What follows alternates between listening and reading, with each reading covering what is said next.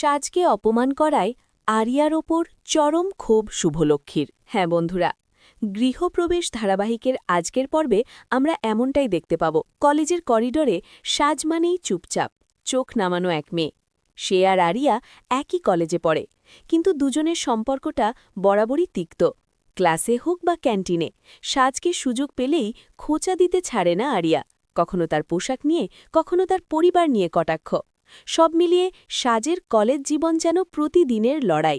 Area জানেই না সে আসলে পালিত মেয়ে, ছোটবেলায় হারিয়ে যাওয়া লক্ষ্মীর মেয়ে সে। এই সত্যিটা এখনও অজানা। শুভলক্ষ্মী, যিনি সমাজে পরিচিত একজন দৃঢ় চেতা নারী, তিনিও জানেন না যে আরিয়াই তার হারানো সন্তান। ভাগ্যের নির্মম খেলায় মা মেয়ে আজ মুখোমুখি, অথচ একে অপরকে চিনতে অক্ষম।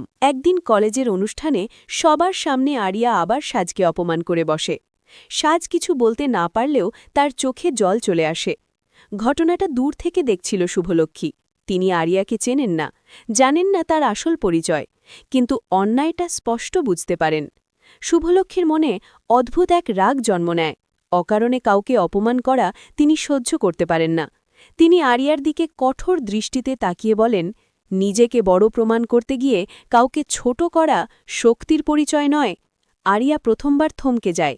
এই অচেনা নারীর কণ্ঠে এমন দৃঢ়তা, চোখে এমন যন্ত্রণা, কেন যেন অস্বস্তি লাগে তার।